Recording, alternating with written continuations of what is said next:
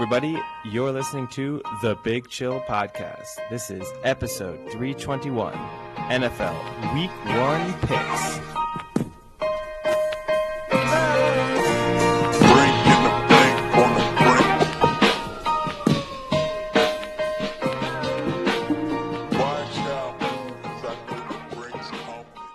Hello, Big Chillians, and welcome to The Big Chill Podcast and Week 1 of the NFL. I'm Scott Hansen. Nothing?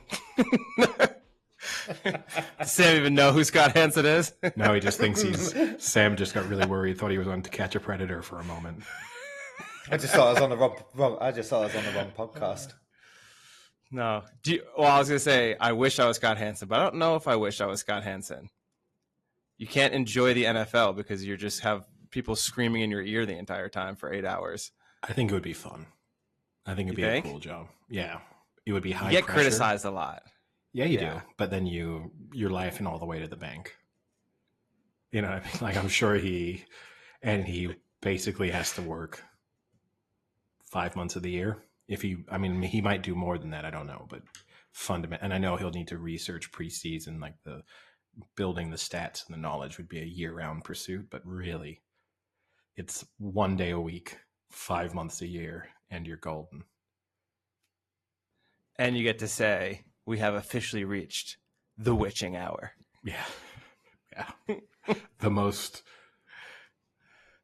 annoying, maybe catchphrase I hear regularly, but at the same time, I like hearing it. I'm very torn over the witching hour because it's a good moment. It is true that you are reaching prime NFL Sunday experience, but I kind of hate that it's the witching hour. It could also be a terrible time if you're on the wrong side of it. Yeah, no, things can go wrong fast. There can suddenly be you can suddenly get hit by 7 touchdowns that didn't go the way you needed them to be, and you went from feeling pretty happy about your fantasy team or your bets or your survivor pool to, speaking of which, I'm in a survivor pool again, same survivor pool I've been doing for a few years. Last year I forgot to do my week 1 entry. I've already submitted my week 1 entry, so I've technically kind of already made it further than I did last year. Yeah, I'm doing ours again, but we don't start till week 2. I'm annoyed, actually, because I think I would have won last year. I mean, last year was I think I would have won. Dick Van Ham won. Here we go. Dick Van Ham won. 13 But weren't people. you in the one that I do, and you didn't make it past like week 5? Yeah, but I can't remember there was different rules. There's different rules. Yeah, you can pick the same team. Yeah, so that changes it. This one is a traditional one. You can't pick the same team, so you got to be a bit more calculated. But yeah, I do like that Dick. I spoke to him on the phone. For context for non-listeners, Dick is my and Frank's former 80-year-old softball. I can't believe you immediately laugh at that phrase. Manager. No, I'm actually not laughing at that. I'm laughing more at the fact that he's trying to explain who Dick Van Ham is. Well, as if he's this like super presence. Well, he kind of is in some former respects. softball coach. Yeah, well, and a real character. But we spoke to him on the phone because we're going to go and get a beer this weekend, and he spent 5 minutes of that phone call complaining about last year when the Jets did the blitz on that final play of the game.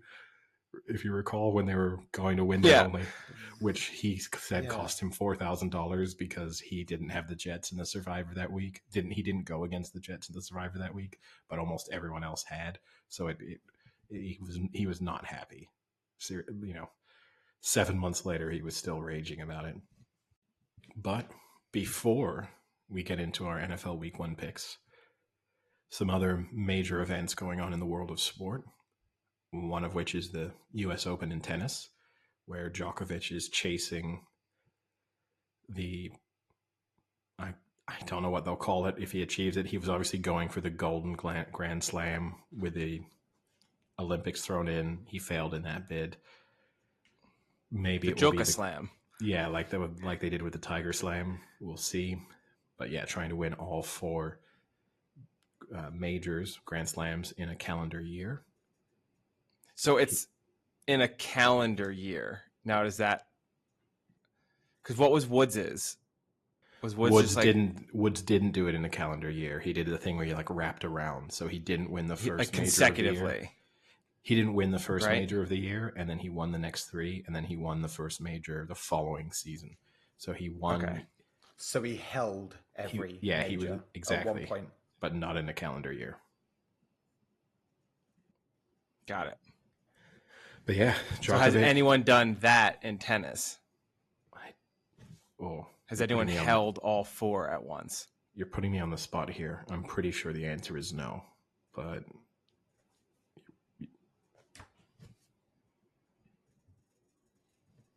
you're putting me on the spot here, but I'm pretty sure the answer is no. Steffi Graf did it. Sure. Yes, it's true. We don't want to come across as, yeah. I'm actually surprised that Serena Williams has never done it, but. Well, Steffi Graf has done the Golden Slam with the gold medal. Nice. I'm also kind of surprised Serena Williams hasn't done that either because she's won 2 gold medals, I think. The Grand Slam in tennis is the achievement of winning all 4 majors in one discipline in the same calendar year. It's also referred to as a calendar year Grand Slam. I mean, catchy. That is what it is. A marketing team worked on that for months. They went one better, and then they decided to call it a calendar Grand Slam.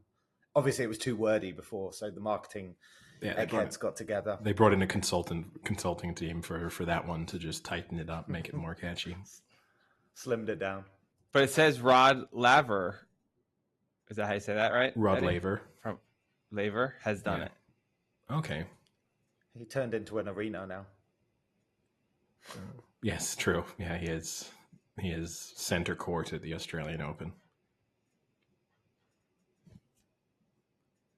Okay. I mean, that's going back a long time, so I don't know how to feel about that necessarily. That's always one of those things. I think it's very different doing it in the modern era versus when Laver was doing it. You could also argue that when Laver was doing it, he was not making that much money. Flying commercial, having to making it to the Australian Open probably took him 4 weeks. So, probably more of an achievement than what Djokovic has to go through. But yeah, still. Here's a good question for you, Eddie. How many players, men's tennis players, have won the career Grand Slam? All right. So currently playing Nadal, Federer, and Djokovic have. Correct. Agassi and Sampras. Sampras, I don't think ever won the French Open. So I would rule him out. Agassi. My gut says Agassi didn't win the French Open, but he definitely did win the French Open. He did? Yeah. Agassi is one. He is. McEnroe? Nope. I'm going to say Bjorn Borg didn't. Becker? I don't think Becker won the French. Does anyone win the French? Well, I mean, it is often right. It is often no, it's the anomaly. It's the anomaly slam, isn't it? Really. So you've told us. It's actually pretty funny because when you look at what they've won, all of these people, most of them have multiple victories in Wimbledon or the Australian or the US, but everyone in the French is either 1 or 2, besides Nadal, who's 13 times. Yeah. No, and obviously it's changed too, right? Because the Australian Open used to be a grass court tournament.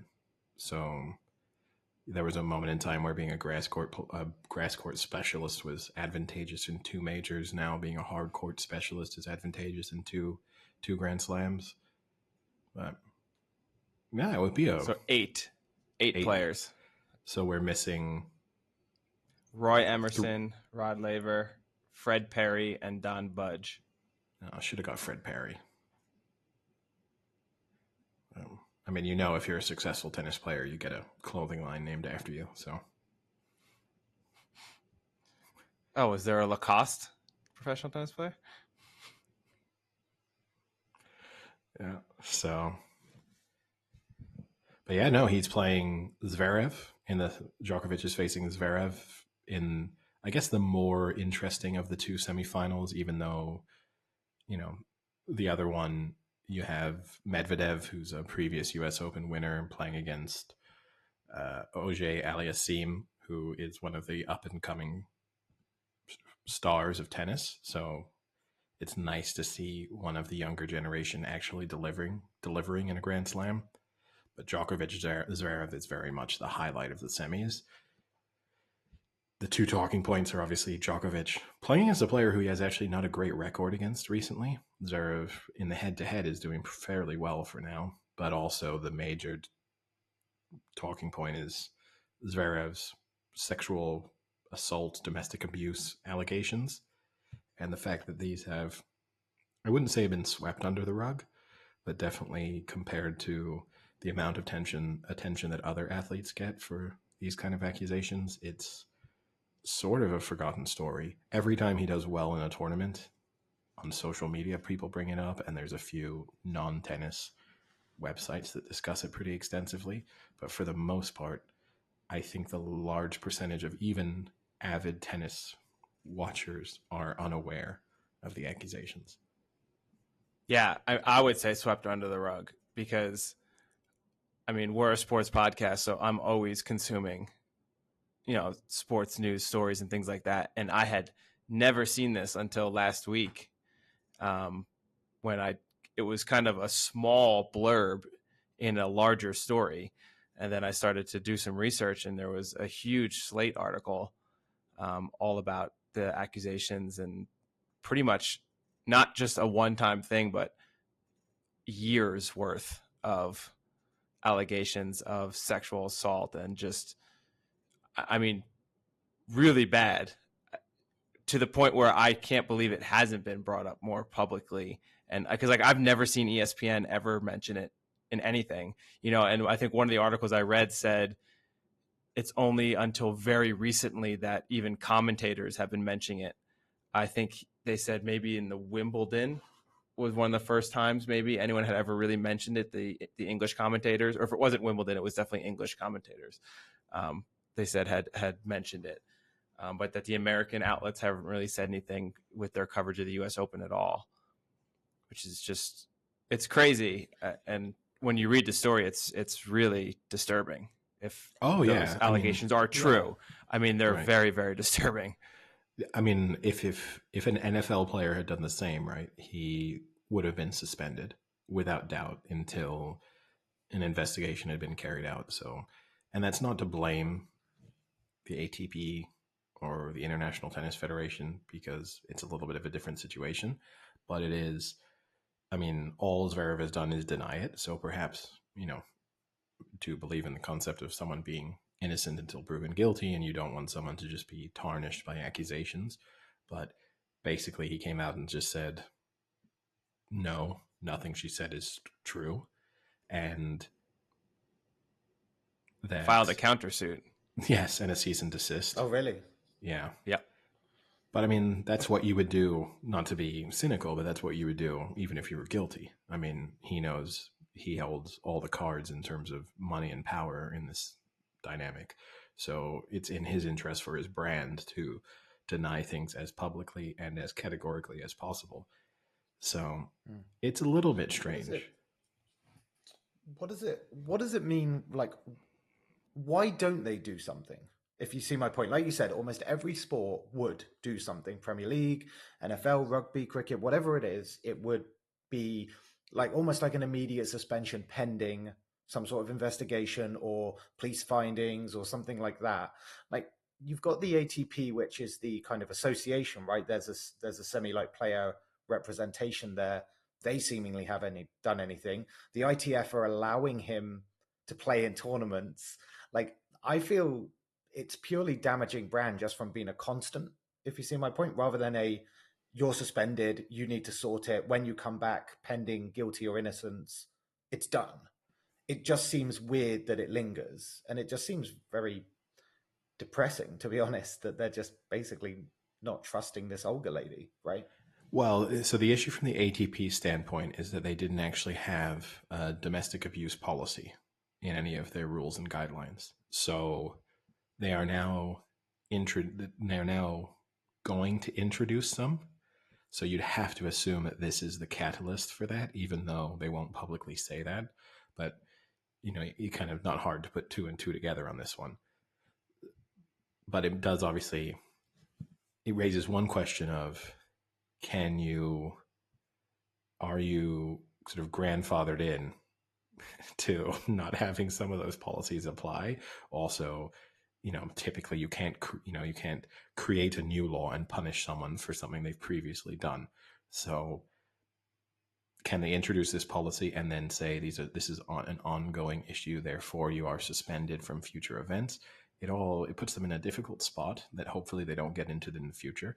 It is just surprising because tennis has been such a progressive sport in terms of how it has handled the men's and women's games, obviously getting equal pay and promoting them pretty much equally, trying to create superstars on both sides, trying to remove any sort of biases when it comes to thinking that the men's game is better or the women's game is weaker or not as entertaining. So it is a bit, I guess technically the WTA handles that, but yeah, it's surprising. Yeah. And it does shine some hypocrisy on the tennis, not governing bodies, but just the community, where they're going to restrict the color of clothing that people can wear at certain tournaments. That's important. But whether an athlete just one tournament there are other tournaments that they restrict what you can wear.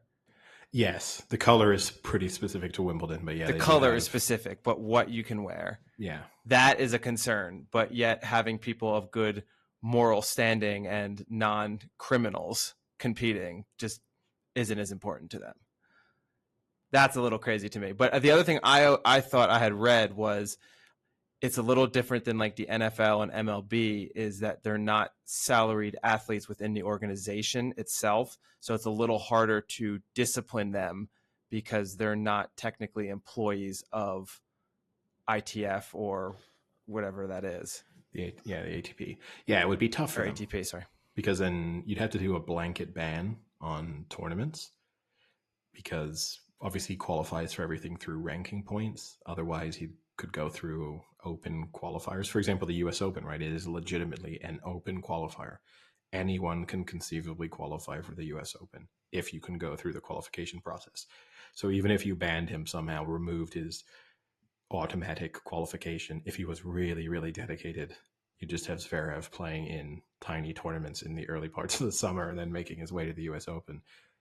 It does put them in a difficult spot. You kind of get into that moment with, like, not to compare the two things, although actually the Zverev accusations are more serious, but it's a little bit with the Lance Armstrong thing, when he kind of couldn't take part in triathlons because he'd been banned from competing in you have to go to almost that extent where it is just, no, Zverev is now banned from organized sport, versus, well, we as a governing body of tennis, it's hard for us to stop him playing all around the world in some way. Did have sponsors said anything? See, that's an interesting one. Is usually sponsors will immediately at the sniff of anything say, like, done, we're stopping it, we're, I don't know, pulling an ad campaign, or pulling them, kind of using our shirt or some sort of branding on them in a tournament. But no one's done that either. That's where it's a little interesting, because if I'd read this correctly, he was being represented by Federer's management company. I forget what it has a number in the name. I forget what it is. Not like Teammate or something like that. And after this came out, they parted ways. And when they asked Federer, he just said, "Oh, I think they just naturally parted ways." But it was kind of like the timeline kind of matches up. But at the same time, he also signed a massive deal with Rolex in June during all of this. Yeah. And that is still officially his sponsor. And it was like a major signing through all these accusations. Yeah, and he's clearly not lost. He's one of Adidas's main tennis players. He's obviously not lost that. So whether or not the sponsors behind the scenes have said or done anything, and whether or not one or two of them have maybe quietly walked away, that I don't know. But certainly the major ones that he has, he's still using. He's still an Adidas player. He's still using the same racket.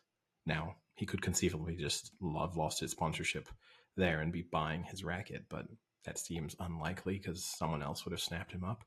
So, no, it doesn't appear to have had any impact on him financially, which it's just awkward. I think that's the thing is from the lesson you have to take from tennis is you got to resolve it one way or another. So that's what's a bit strange. And actually, now that, yeah, it is, it's very awkward because the reason that this came up, that I even saw the whole story, was he made a comment in his last win. They were asking him about his gold medal, and he said he sleeps with his gold medal every night because he doesn't have a girlfriend. So he just sleeps with his gold medal. And people roasted him on Twitter for mentioning, the fact about a girlfriend with everything going on. And Asked that's him kind if of he how it asked, came asked him through. if he smothers his gold medal with a pillow. Yeah. But, I mean, Do you use the gold medal as some sort of like flailing mace? No, I mean, not to make light of the accusations, right? But yeah, no, you'd think you'd be more self-aware of. Maybe I don't want to touch on any topics to do with women, and I did see in parts a lot of people when he won his gold medal saying, yes, Zverev has just become Olympic champion, but let's not forget that he's facing very serious domestic abuse allegations. But those, again, they were smaller publications. For the most part, it goes uncovered in a way that because it's become so front and center in other sports, like in the NFL, where they have to address it. A player is facing allegations, even if he's still playing, before a suspension might be coming. You'll hear it addressed on the Sunday. You'll hear commentators talk about it, even if it's a little bit cagey and awkward. They still bring it up at this point. So for tennis not to be doing it, it's kind of surprising.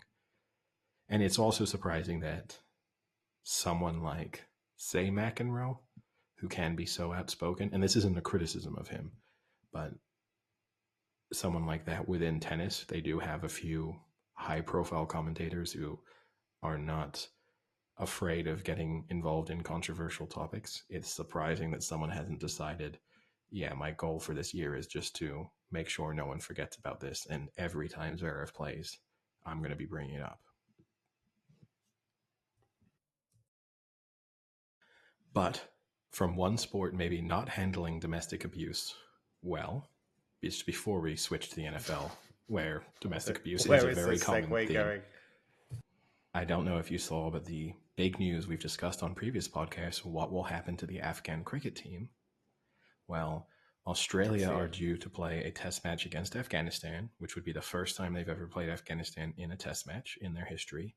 And Australia have now said they will not play that match because the quick, where was it supposed to be?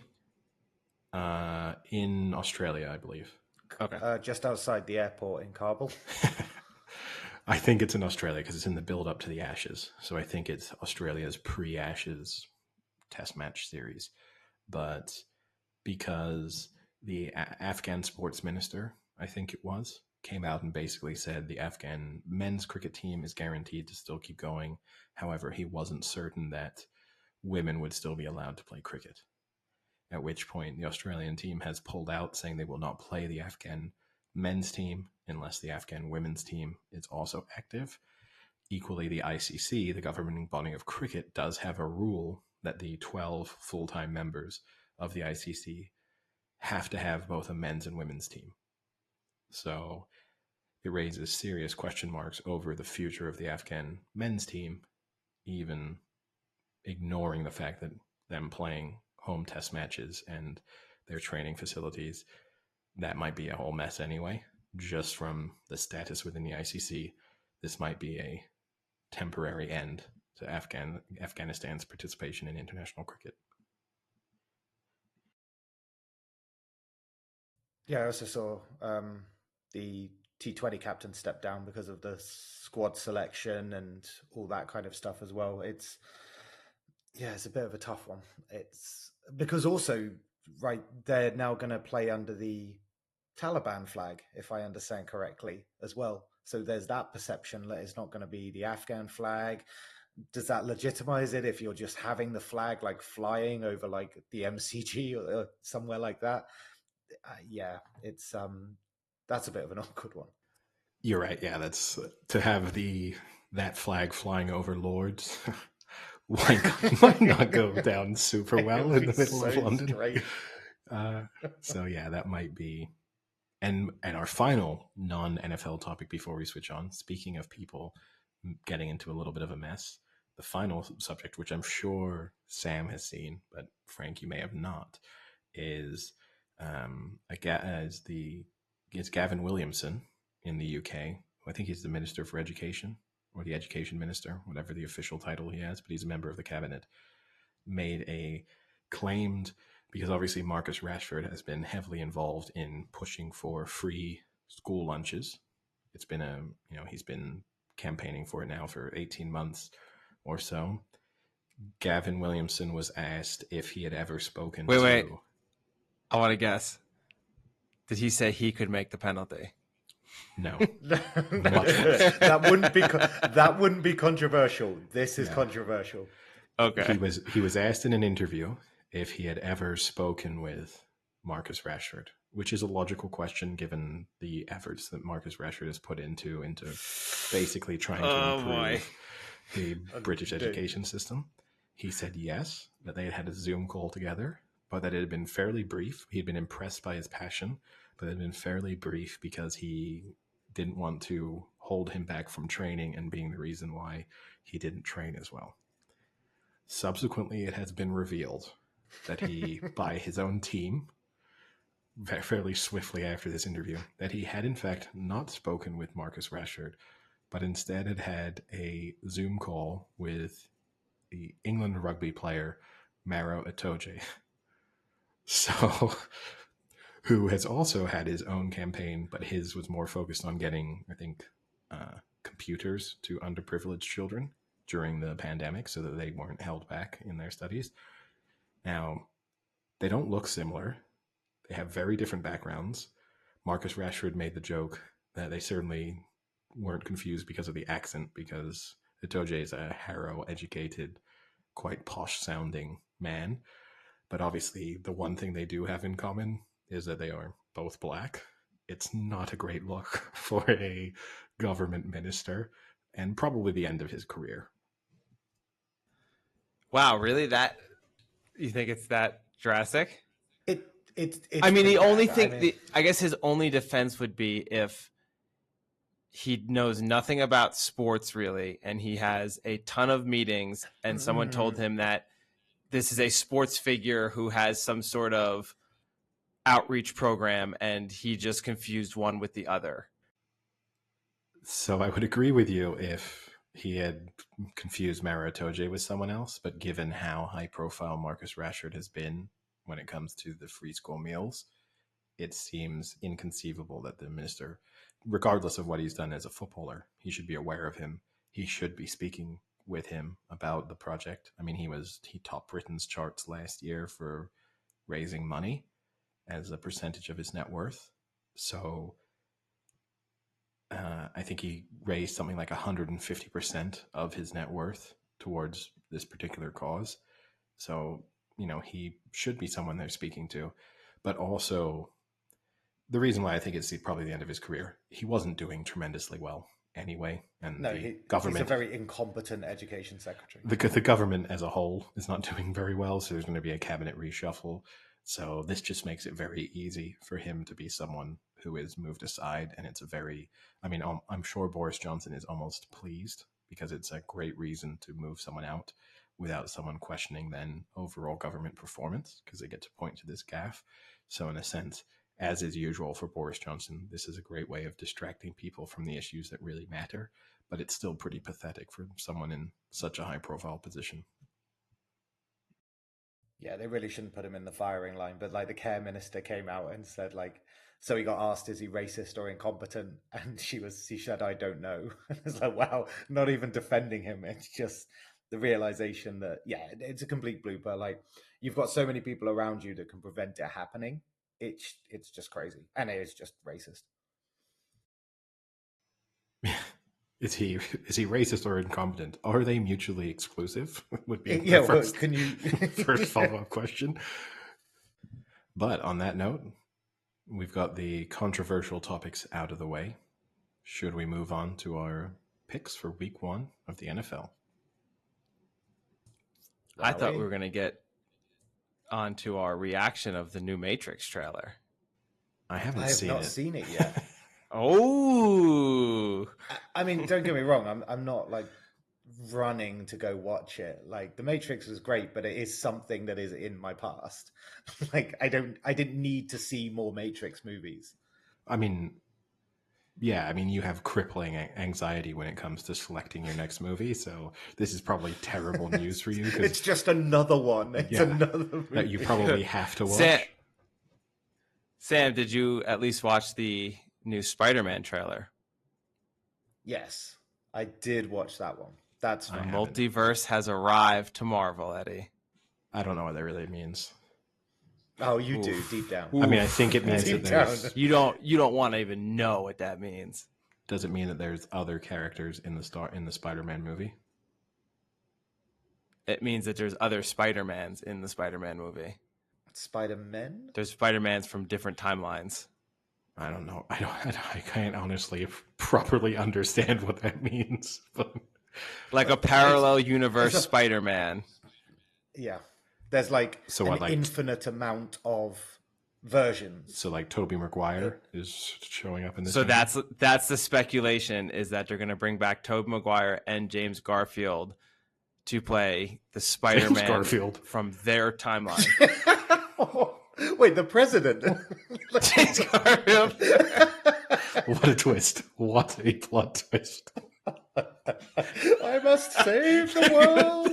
They're going to dig up his bones, dump it into a Spider-Man. A really old-fashioned Spider-Man outfit. James Garfield.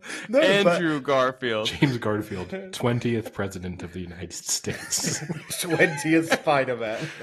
And Secret Spider-Man. Yeah.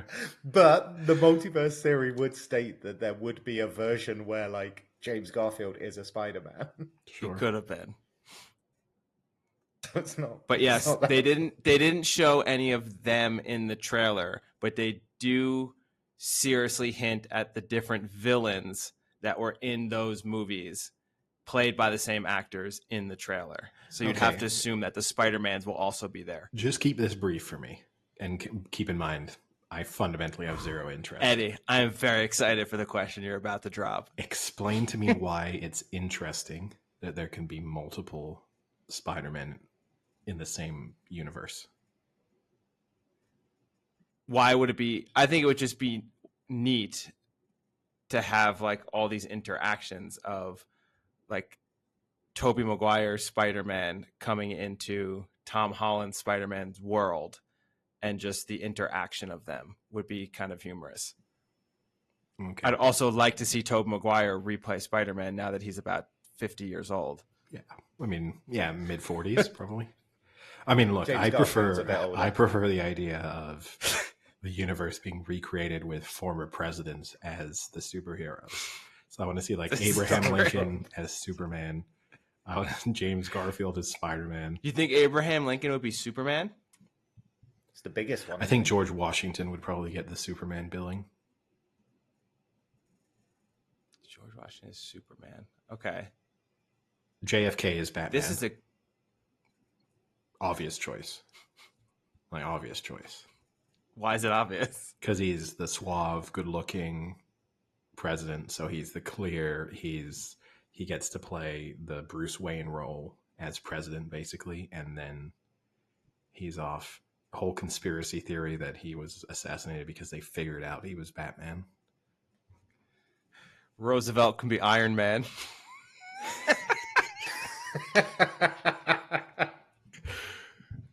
Oh, that's a good one.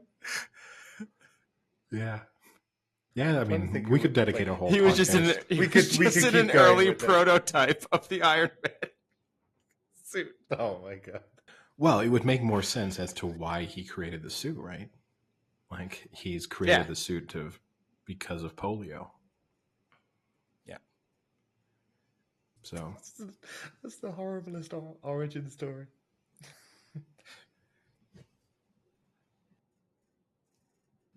we can dedicate a whole. I'm fine with having this be an We entire could do podcast that. topic in the future.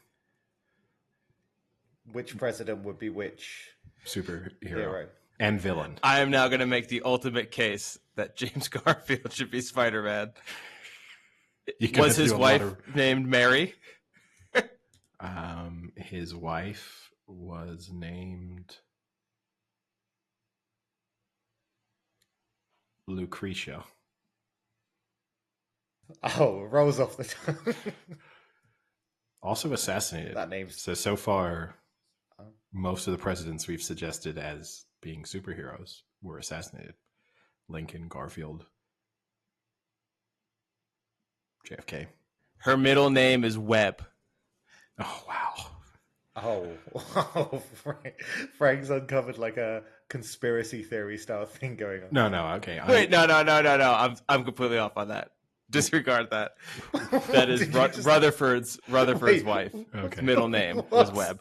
Well, we can have this as a whole topic for a future podcast. We'll then get a whole new set of listeners who will probably be interested in that and then very disappointed with the second episode of ours that they listened to. But yeah, we can. Good.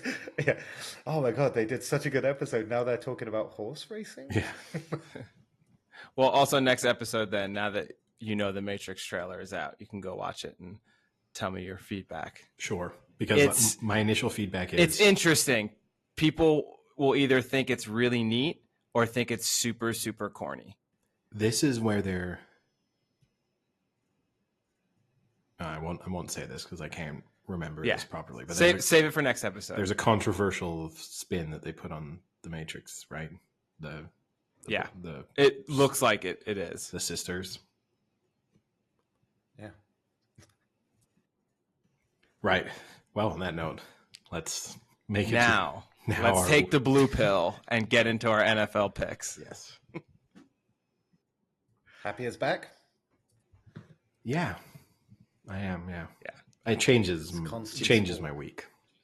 It's just Sundays suddenly become great.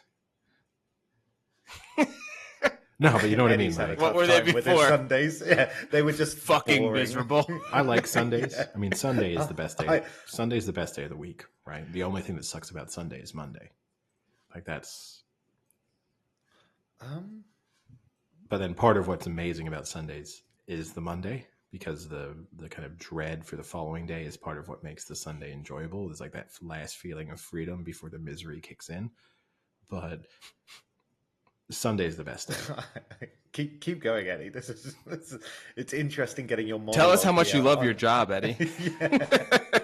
But in an ideal world, I'd have every Monday off, and Sunday would be bumped up.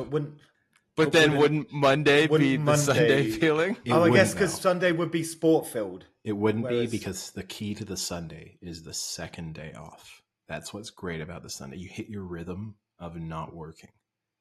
So you have the first, you kind of waste Saturday a lot of times because either you've gone out on a Friday night, so you're a bit more tired, or you've got stuff you need to do, or it's like or that's the night you're going to go out. Like a lot of plans take place on the Saturday, and then more often than not, the Sunday is more relaxed. The only type of plans I ever have on a Sunday, it's sports related, or it's like a day drinking, going to a pub, but very relaxed kind of experience, or a brunch.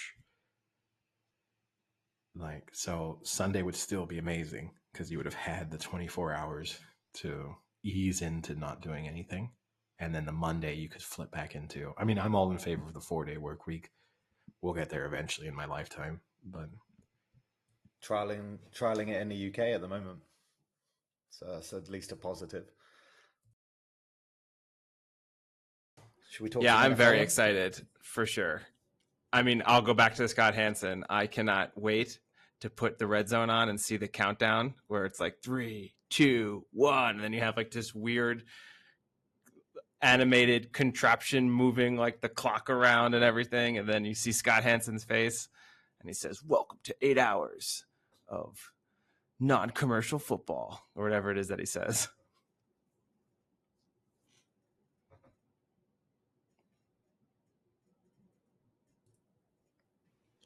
So Are you really looking forward to the week one experience that you almost always get, which is the team that lets you down because they're either a little too rusty or you read them wrong coming into it, and you come into the season thinking they're going to be pretty good.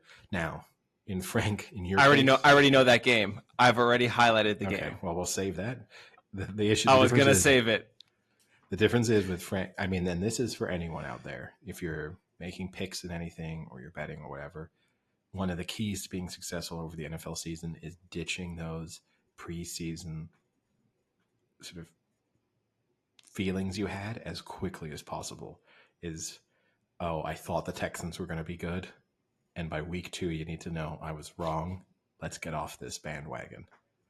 Or I this love ship your before it disclaimering of sinks. Frank's. You're going Frank. Frank here. Frank probably still thinks the Texans won the Super Bowl last year, but no, but Along I mean, with the Lions. In general, I do think that is the key because in any sport, you come into the season, you think, oh, Spurs are going to be good or Spurs are going to be bad, and then in the Premier League or in football, you maybe extend that to 5-6 weeks. But in the NFL, 2-3 weeks into it, you need to be able to quickly say they're either better than I thought they were or they're a lot worse, and flip quickly. So obviously looking at our performance last season, so looking at the kind of our week one, Eddie and I had good week ones. We had 11-5 money line. Frank had 8-8 money line. Eddie had 8-7-1 push against the spread. I had 10-5-1, and Frank opened up accounts with a 6-9-1. Man, a lot of chuckles for a guy who just impaled himself after week 4. No, but history would tell you Sam in the first 3 weeks, he's going to have he's the hot start. He's the hot start. He's the horse that comes out of the gate and just goes 100 miles an hour straight for the first 3 furlongs and forgetting it's a 2-mile 4 Gold Cup. Exactly. And you've just got, me and Frank Stradivarius and Trushan sitting in behind him just going, not worried about that. I do enjoy looking at Frank's old bet of the weeks as well, because 3 of them have the Texans in.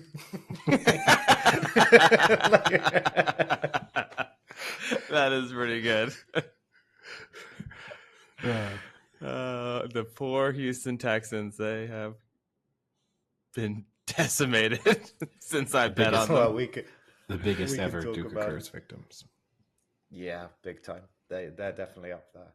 So we're up tonight with the Bucks of the Cowboys. So what better place to start than right now? So yeah, Cowboys at the Bucks, and the Bucks are a big opening favorite, 9.5-point favorites.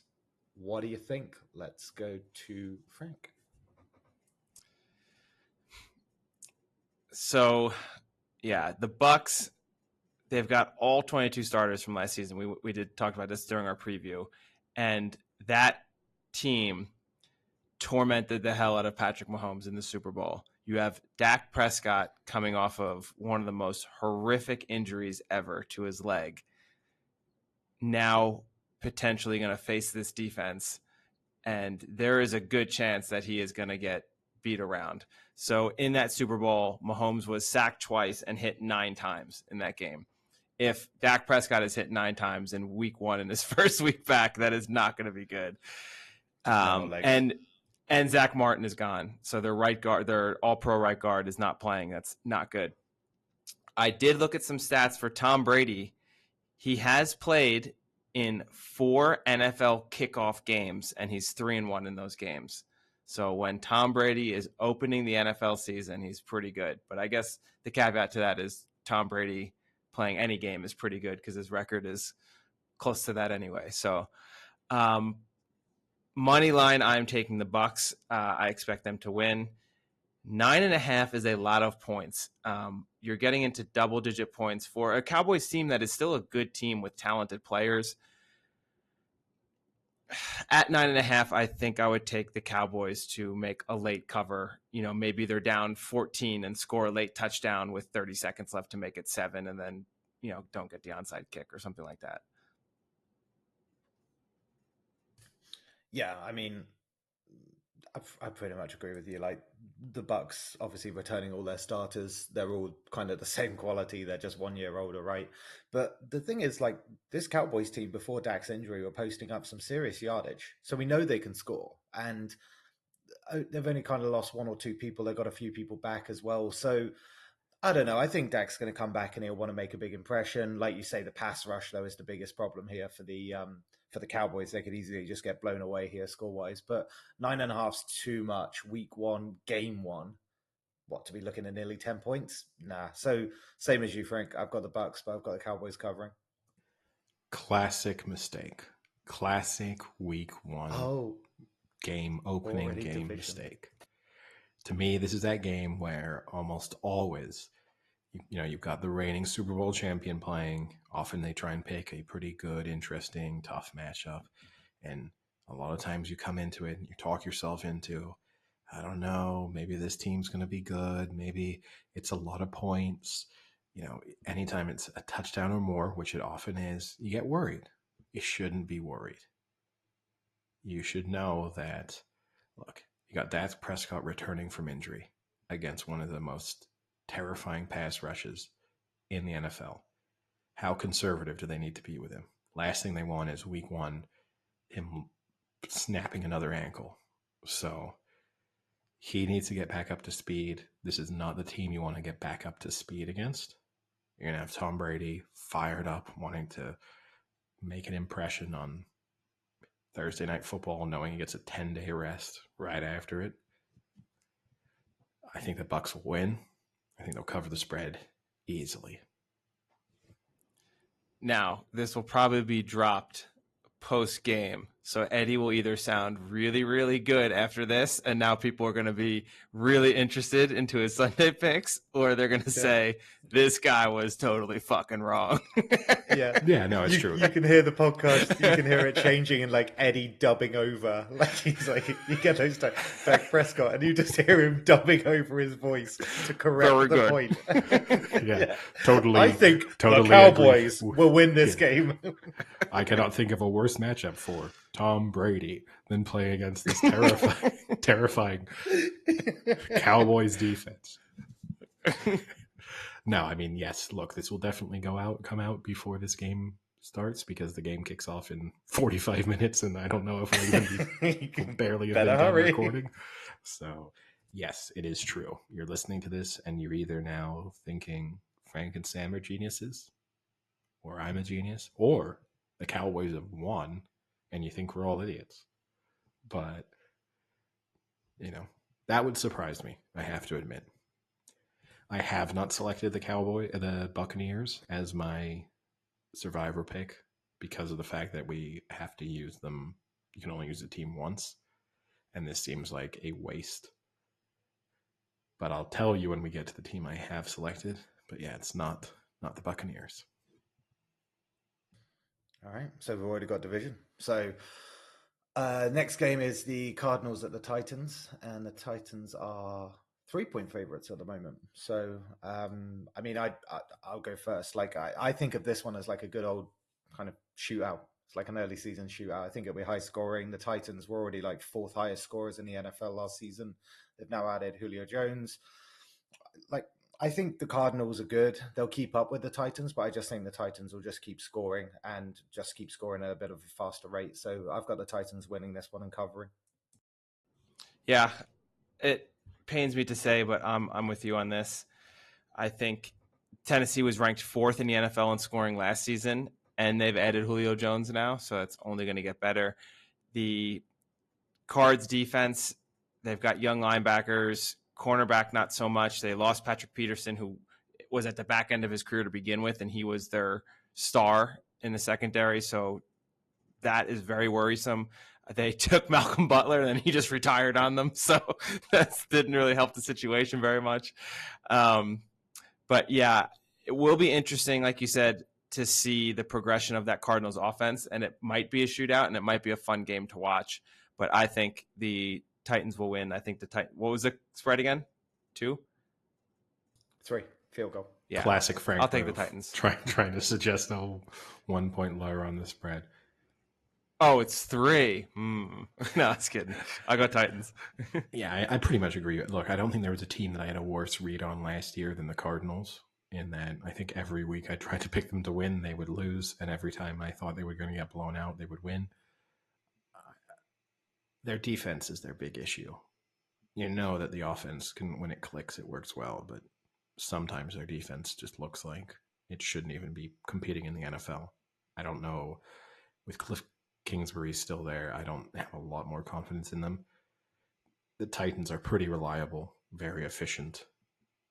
You know, also once they take a lead, it becomes tough because they do have that run game. So a fourth quarter can just fly by. If they've got, if they're up 10 going into the fourth quarter, you're in real trouble. So yeah, I'm going to take the Titans to win and to cover. Frank, how about those Texans? They are 3-point underdogs against the Jags. I thought maybe we'd just skip over this game because the only thing worth watching about this game is Trevor Lawrence, just to see how he does as a rookie.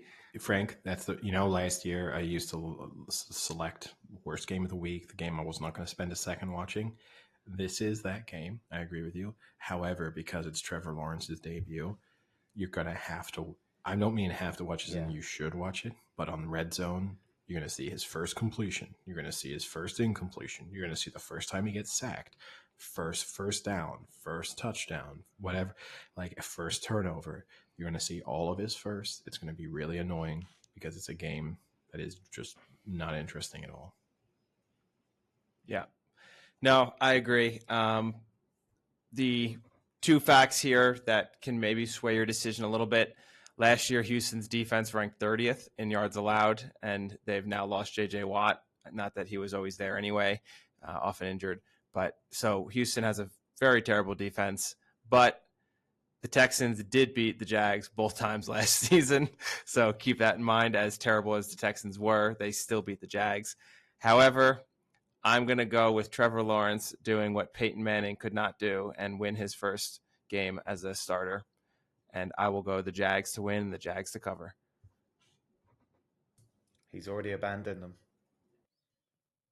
We finally got him. Week 1, regular season. He's abandoned the Texans. I will say, Tyrod Taylor being the starter, I was always never not a fan of Tyrod Taylor. I know that sounds backwards, but there was a lot of people who very much disliked Tyrod Taylor being the Bills' starting QB. And I actually thought he was a decent QB and just got a bad rap because people just didn't like his style of play. But I thought he was decent. But obviously Josh Allen ended up succeeding him and has been great. But I think Tyrod Taylor will be better than people remember or think they remember him being. I'm going to pick this as my first upset because I just think, I don't know why, a lot of people are pinning their hopes on Trevor Lawrence being instantly very good. This Texans team does still have some good players. I mean, James Robinson, I think, will be able to run against. Reverse. James Robinson for the Jags, I think, will struggle a bit against this Texans run defense. I also think that this could be one of those things where the Texans have spent the whole preseason motivating themselves that they're going to turn things around, that they've got rid of the players who were maybe causing them issues, things like proving that they didn't rely on J.J. Watt, stuff like that, storylines. I hate picking teams because they're going to be more motivated because, Frank, we often have this discussion, but I don't really think that makes too much difference. I'm assuming everyone in the NFL is pretty motivated to perform on a weekly basis. But yeah, I think there's going to be a few upsets in week 1. I don't love selecting this one necessarily because the Texans could just be totally awful. but I'm willing to. This is a complete stay away from me, but having to make the selection, this is my selection. So Texans can cover, obviously. Yep. Okay, cool. Well, I'm with Frank on this one, so I'm going with the Jags and to cover. I just think the Texans terrible. The one point I did look at was, like you said, Eddie. I think the Texans are still pretty good at stopping a ground game, and it will just force Lawrence maybe to be a little bit more uncomfortable than he would have liked for like an opening game, especially like a very winnable opening game. So, but you know what? Let's see what Lawrence and Maya do, or Maya. So, yeah, I'm going to go with the Jags. And then kind of moving on from that, we've got the closest spread, the one that keeps going between them, but it's only a 1 point favoritism. So it's the Chargers at the Washington football team. And Washington are 1 point favorites, which I think has flipped a couple of times very easily. But yeah, what do you think? I'll keep this one pretty simple. I'm willing to just back that the Chargers continue to progress and that Herbert doesn't have a sophomore slump. And as scary as this Washington defense is, which it's genuinely one of the best defenses in the league, there's still enough question marks for me about what they can do offensively.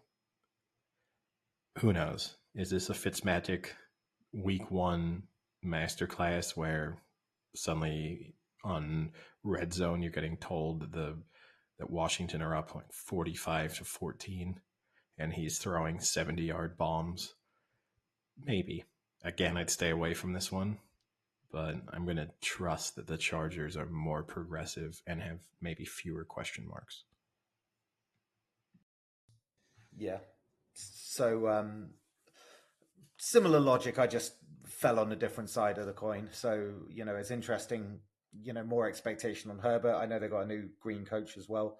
So that'll be interesting as well. But I just think Washington have got such a great big hitting defense, and Washington will get up in Herbert's face. Chase Young will be leading that. And I just think for what it is, and I was kind of good on Washington last year as well. So I think I'm just going to keep going with it. And I think, they have improved slightly in their offensive game that'll help them here. So I'm going to go Washington.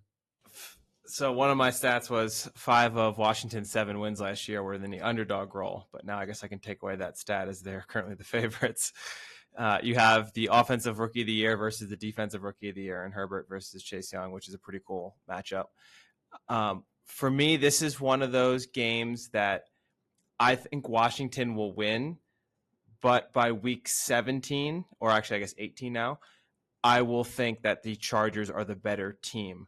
I think you have a new coach. You have a pretty new line for the Chargers. Their offensive line was really shuffled this year. So while I think they have the better team, I think it's going to take a few weeks for them to kind of get it all together and gel and mesh. So I think Washington will take it this week with that defensive line and those pressures. But I think as you get later into the season, I think the Chargers will be a much better team than Washington. Next up is Vikings at the Bengals, and Vikings are 3-point favorites. I'm pretty surprised by this line. I don't think there's a lot to like about the Bengals early in the season. So this one kind of confuses me. It's the Vikings, Eddie. I know, and I know what they do. That's to you. why. I know what it's they do. The Vikings. They're going to disappoint early on, and then right when you start to give up on them, they're going to come up with a few impressive wins. It's what the Vikings do. It's what Kirk Cousins does. But yeah, I think they're better in pretty much every aspect of the game, and I think this Bengals team is going to be really bad this year, which isn't a bad thing for their future, but I do think they're going to be, once again, a terrible team. And yeah, I think the Vikings will win fairly comfortably, and I expect them to cover. Yeah, when I saw this spread, this was the game I thought the strongest about. And I hate it. It's like, when am I going to learn my lesson to just avoid the Vikings? But yeah, I agree with you. I don't understand why the Vikings aren't a little more favored. Mike Zimmer was 3-1 last year against the AFC North. The other fact that I thought was pretty funny was Chase Young did not do, not Chase Young, sorry, Jamar Chase did not do well in the preseason. I think he dropped 4 balls out of the 5 that were thrown to him. And there was a recent article saying that he has been struggling seeing the football and getting used to it because it's a bigger football, but it doesn't have the stripes that the college football has. So he's having trouble adjusting to the different ball and like his catch point and everything like that. So he's been working a lot apparently after practices and things to try and get more used to the NFL ball versus the college football ball. I don't know if that's a valid excuse or not. Plus, just you got to factor in too, right? How motivated is Kirk Cousins to come out as an unvaccinated man and just put out a statement performance in week 1 that he can then probably discuss. And he probably then hopes that a few other vaccinated quarterbacks throw up real stinkers and he can vaguely allude to them in press conferences. Maybe. 100%. I'll go Vikings. Okay. All right, I've actually gone against you here, and this is a bit more on faith and that kind of week 1 potential. It's not called faith, Sam. It's called love. old sweet mouth Burrows.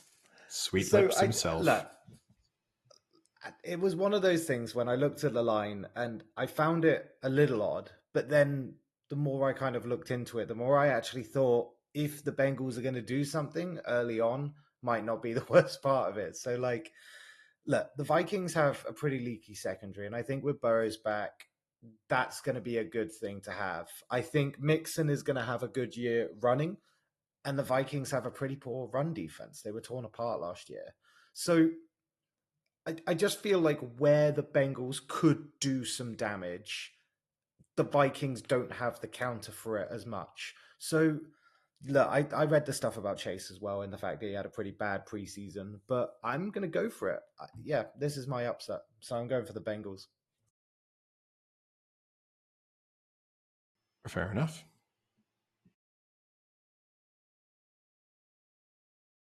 So next up is the Jets at the Panthers, and the Panthers are 4-point favorites. We have made it to my survivor pick of week 1. Wow. Really? I agree. This with is Eddie, risky. I know why you're doing it because you'll never pick the Panthers again. It's your only Exactly. opportunity, and you can save your good picks. But that is risky. It is risky, but you're right. You're putting your money in Sam Darnold's hands. Yeah, and I hope he won't be seeing ghosts. But no, there's a lot of reasons to be a little bit worried. I do think the Panthers are actually going to be pretty decent this year, though. And so this is one of those games where I think if this was being played in week 11, it's the Panthers -10. So I feel like you're right. Strategically, I probably don't want to, even though I think the Panthers will be good, I probably don't want to pick them as a survivor pick at any other stage in the season. For the most part, I will be picking against the Jets quite a lot anyway. So that's another part of the strategy. But yeah, I feel, look, if the downside to making this pick is if the Jets win and then end up going 2-15, it's going to be a really upsetting way to look back and know that your survivor pick lost. But, got to roll the dice, got to play the game smart. I think you got McCaffrey coming back. I think Sam Darnold isn't as bad as people think they are. Yeah, you're right. He's worse. He is even. But yeah, no, I think the Panthers will be pretty decent. I think the Jets will be terrible. So yeah, I'm taking the Panthers to win and to cover. Yeah, I think the Jet. It's very hard for the Jets to be worse than they were last year, but they're still going to be pretty bad. But I think Darnold's going to have more around him at the Panthers, right? I think you're going to see a better version of Darnold here just because he's got more to go to. But also, like, the Panthers' elite kind of Christian McCaffrey coming back as well. It just leads me to think that they're going to have a better season. I think they're pretty decent anyway. And then, having McCaffrey back is going to be a good one. So I actually think the 4 points is pretty generous. I thought you were going to say they were elite Christians. They have their elite Christian philosophy. I thought that's what you were going to say. They probably do. Elite Christian Yeah. symbols. I mean, you're both right. The Panthers, on paper, have a much better roster than the Jets do. And Darnold finally has real NFL players to throw to and to protect him. With, you have DJ Moore, Robbie Anderson, you have Christian McCaffrey, who will make a difference. I agree with both of you. Panthers to win, Panthers to cover. But I worry about putting a team that might be a 4-win team as your week 1 survivor. That is a risk. Calculated. Yeah.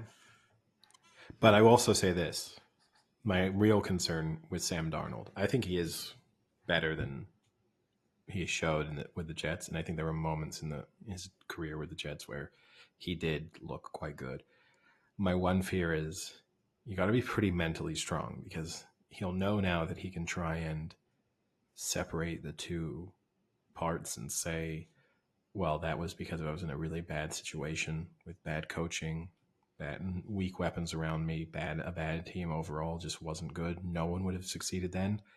If things start to go wrong early on in Carolina, you're going to have to be strong mentally to keep telling yourself that line and to not suddenly think, uh-oh, maybe I was a big part of why that situation wasn't good.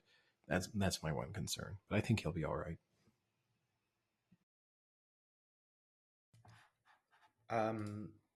Eagles at the Falcons, and the Falcons are 3-point favorites. Are we just going to talk about every terrible game to get them all the way first? Yeah, it gets better as we go through. I mean, this is another one that does not have much interest. You have a rebuilding Eagles team, and you have a Falcons team that I don't know if they're rebuilding. I don't know if they think they're still super competitive. It's tough to get a read on what they've put together there.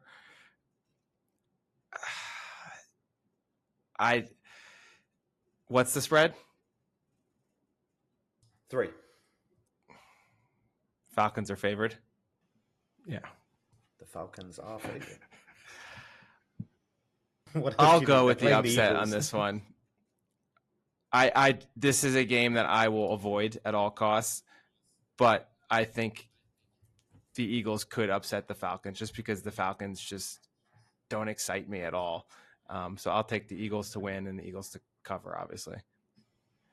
The Falcons don't excite me, but their offense is always fun to watch, and Pitts is going to be an interesting dynamic there. Another red zone highlight you're going to have to get a couple times with Pitts' first reception, Pitts' first touchdown reception, maybe even his first down, all the same thing. You're going to have to get it. So you're going to see more of this game than you maybe want to. I think the Falcons did such a bad job in close games last year, it's impossible to imagine them doing it again. And for that reason alone, which is sort of stupid, but for that reason alone, I'm going to take them to win and to cover. But I actually think they will be significantly better this year. A major coaching upgrade, I think, helps and could get back to some of the kind of creative offensive play calling that made them so good a few years ago. And I just don't trust Jalen Hurts. So, yeah, Falcons to win, Falcons to cover. Yeah, that Jalen Hurts bit was going to be my opening point. Like, I really can't trust him. I think the Eagles were too poor, too error prone last year.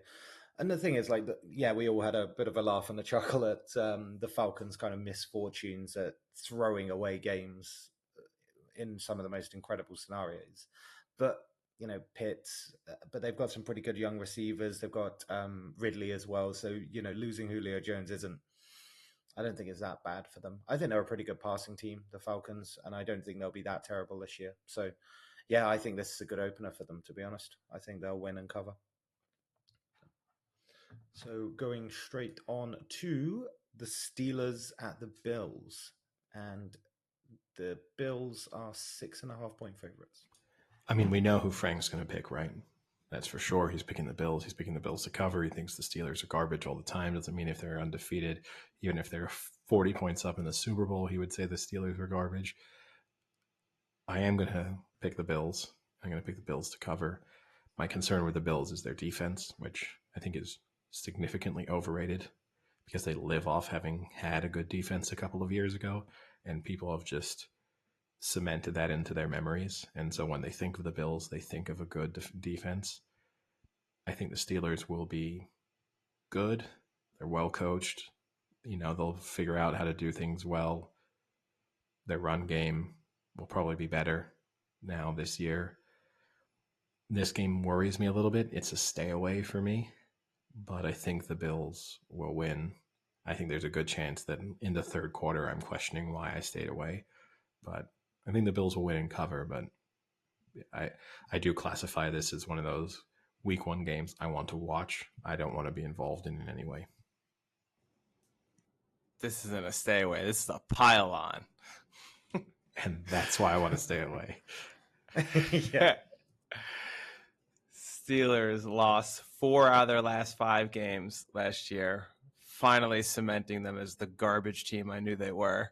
And one of those losses was a double-digit loss to the Buffalo Bills, where Stephon Diggs torched them for 130 yards, ended up leading the league in receiving yards and catches last season. I don't see that changing now that they've added Emmanuel Sanders. Diggs is going to get even better looks. Josh Allen is getting better. Big Ben is getting frailer. There is no scenario in which I don't pick the Bills here. This, though, Eddie, when we talked about at the beginning of the talk, this is the game that I could see the Steelers winning just to piss me off. But by week 16, if that were to play again, I think the Bills would win. But this is one of those early ones that could just be the Steelers being the Steelers and somehow miraculously winning this game. So we didn't need to go to you because Eddie got you bang on for the Bills and cover. I'm with you too as well. Like the fact that medium-sized Ben is like 39. If they can get to him, I know it's not the best from the Bills, but if they can get to him, I think that's a real problem. Yeah, I don't have too much to add, to be honest. I don't think. I mean, the only observation I had is the Bills will barely run against the Steelers, so it's going to rely on Josh Allen to do a lot, but he's good enough to do a lot, and so Stephon Diggs. So I think the Bills will win and cover. He is good enough to do a lot, but he does make a lot of mistakes too.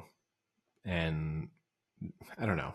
It's a stay away for me. I think it's a fun game. I'm definitely going to watch it, and I look forward to it. But yeah, there's elements of the Bills that always scare me a little. That they are a little bit error prone and inconsistent at times and in big moments. I mean, how big of a lead do the Bills need to have at the start of the fourth quarter for you to feel confident in them covering this spread? Oh, they can be down 5. All right. That wasn't what you expected, was it? I mean, it is. I got him. It's exactly what I expected. So next up is the Seahawks and the Colts. And the Seahawks are 2.5-point favorites, which for me was a little low. But Carson Wentz, it's his first game at the Colts. He's had a foot injury. He's had COVID. Anyone on the Colts here? Or are we all Seahawking? Seahawks. I'm going to go Colts. For me as well. Really? Okay. Show your work. Given that Wentz starts. Because I don't know if he's been officially cleared with his foot injury. You got to make a pick, though. Yeah, but I will say... I'll reserve judgment until the game started. Until 5 minutes left in the fourth quarter.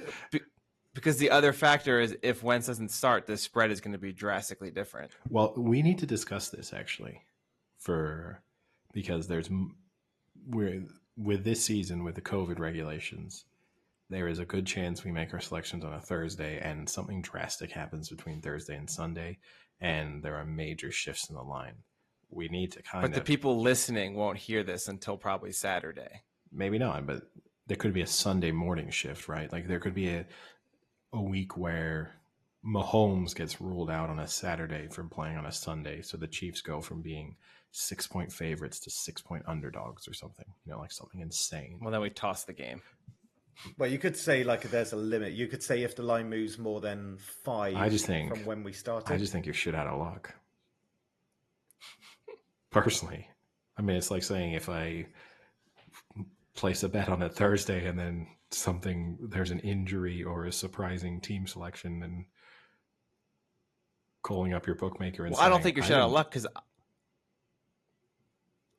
I wouldn't, because of exactly what you said, I wouldn't make NFL picks on a Thursday. I would wait until a Saturday or Sunday morning until you know for sure. I guess, but then some people like to do the opposite. Sometimes you know the line is going to shift the way you don't want it to shift. I mean, for example, you don't know if Mahomes is going to pick COVID up on a Saturday. No, but for example, if you know that, then call me up. You may have the intel that you saw him in a bar or something. Yeah, I made out with him last night. He's definitely got COVID now. I kept coughing a lot. Yeah, COVID's the least of his worries. Then he'll never have a career. Why? Is there some comment about how homophobic the NFL is? No, I'm just saying what you have that you're passing on. But anyway, no, I think we just have to accept that this is the risk and it's going to suck. But hey, maybe 1 week it goes in your favor, because that's the other thing we then have to do. We'd have to do the reverse. So you pick the upset, and then, like, for example, this week, Frank, you've picked, the Falcons to lose. And if Matt Ryan gets ruled out on Sunday morning and the line suddenly shifts massively, and so your upset pick is you're going sort of pick the favorite. Good for you. You got lucky. That's the best thing about going against Cousins. Yeah, that's the best thing about going against Cousins. Yeah. Is the Vikings are a time bomb. So I'll stick with the Colts. So he was a full participant in practice yesterday, and it was announced that he's going to start. So it would be shocking if they backtracked on that. I just don't trust the Seahawks defense. They gave up the second most passing yards in the league last year, and we talked about in our preview, they really didn't do much to address that. I don't know. I think the Colts are going to be a surprise team this year, and I'm going to stick with the Colts. I agree. I think Colts will be good. I don't trust the Seahawks. I think the Seahawks will be good. I think the Seahawks will be better, but they blow hot and cold, like, as you touched on. And that makes the difficult thing in picking them is that they're going to have some awful games. And again, another team that's going to really frustrate you. You'll pick against them 1 week and they'll be amazing. And then the next week you'll decide, well, Seahawks look great. I better pick the Seahawks. And then they're down 24 to the Titans. I'm going to pick the Seahawks just on the fact that I want to see Carson Wentz healthy and playing before I decide that I'm going to pick the Colts to beat a good team. So I'm picking the Seahawks. Fair. I'm picking Seahawks and to cover as well. I think look, the Colts have got a good secondary, and that could hurt Wilson. Like you say, defensively they're poor. So last season, the reason they won so many games was because they had to put up crazy numbers to offset the crazily poor defense that they had. But Wilson is an elite QB. He averaged 300 yards last season a game. I just think he's going to come in hot, and that'll be the way the Seahawks win this. They just score.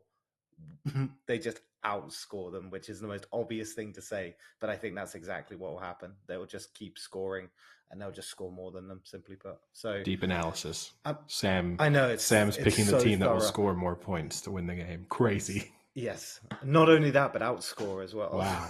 So what? It's crazy observations here. But yeah, I'm going Seahawks and cover. Next up is the rematch of the divisional conference? I can't remember, but the Browns at the Chiefs, and the Chiefs are 5.5 point favorites. So, Eddie, I really, really, really want to take the Browns. I really want to. but I just can't do it. Like, every part of me wants to think I'm expecting the Browns to be really good this year. They've actually played the Chiefs well over in recent seasons. I think it's a pretty good matchup for them. You know that they can kind of go toe to toe in terms of the explosive scoring. So it's not a situation where if it's a shootout, you know that the Browns are capable of scoring 35 points and staying in the game. You know they're also capable of being down 21-7 and suddenly it's 21-all. I know that Odell Beckham's questionable for this game, right? Unlikely to play, I believe. Who's that? But I'm going to take the Chiefs, just coming off the Super Bowl defeat, not allowing themselves to lose one of back-to-back games, feeling like they have a little bit of a point to prove.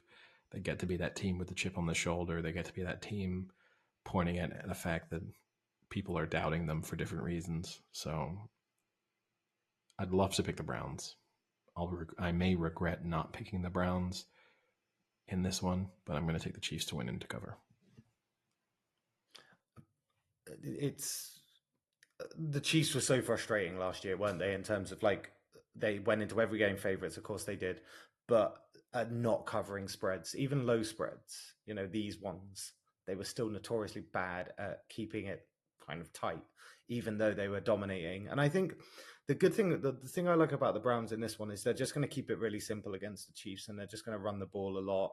They'll keep the score within arm's reach of the Chiefs. And I think kind of the defensive front can put pressure on Mahomes. And we saw it. We saw kind of the blueprint for beating the Chiefs, right, in the Super Bowl. And I think the Browns can take a lot from that one. But as you said, Eddie, the thing with the Chiefs is that they're just this offensive juggernaut, and they just can score whenever they want and almost as quickly as they want as well. But going back to that point that they rarely blow away teams in the regular season, I agree that they'll want to make a statement after the Super Bowl. But honestly, I think the Browns will want to make a statement as well about their season and their expectations and aspirations. So I've got the Chiefs winning, but I've got the Browns covering. So yeah. No, I think the Chiefs are going to win this, and I think they're going to win by double digits. I think that the Browns are going to be a slightly overrated team this year, and I think this spread is an indication of slightly being overrated going into this season. I mean, we go back to that divisional game. The Chiefs were up 19-3 at half. Then they were up 22-10 when Mahomes went down. I mean, they were up by double digits in control of that game before Mahomes went out. Yeah, but you're overlooking, right, the key decision at the end of the first half, right? Yeah, and you're overlooking the fact that they missed a field goal when they intercepted Baker and should have scored a touchdown. I mean, yeah, no, I do. But watching that game, it never felt like the Chiefs. It never felt like the Browns were out of it.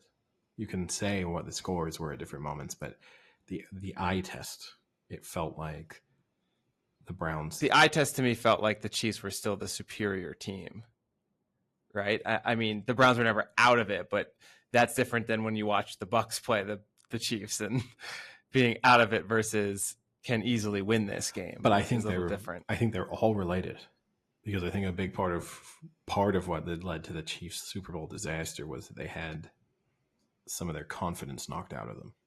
And I think part of the confidence being knocked out of them was over the course of their season, the inability to put away teams, and even in the playoffs then. I know that when they won the Super Bowl, they had to have the huge comebacks, but that's kind of confidence boosting that even though you're not going to tell yourselves, oh, wow, we keep getting into massive holes. You're going to tell yourself instead, wow, we get ourselves out of massive holes and we're unbeatable.